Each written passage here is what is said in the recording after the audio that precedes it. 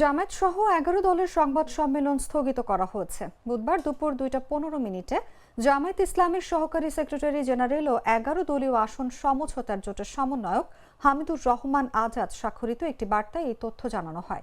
এর আগে সকালে হামিদুর রহমান আজাদ স্বাক্ষরিত অন্য এক বিজ্ঞপ্তিতে বুধবার বিকেল 4:30টায় রাজধানীর ডিপ্লোমা ইঞ্জিনিয়ার্স ইনস্টিটিউশনের মুক্তিযোদ্ধা হলে সংবাদ সম্মেলনের আয়োজনের কথা জানানো হয়।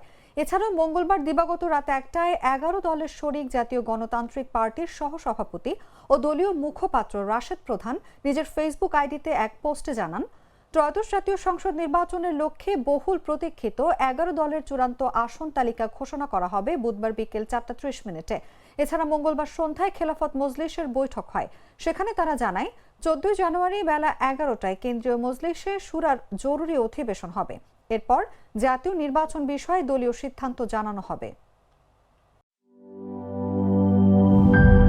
গ্লিটারের টুইন লেমন ও অ্যান্টিব্যাকটেরিয়াল ফর্মুলা বাসনকে চকচকে জীবাণুমুক্ত করে আমাদের দেয় গ্লিটার গ্যারান্টি।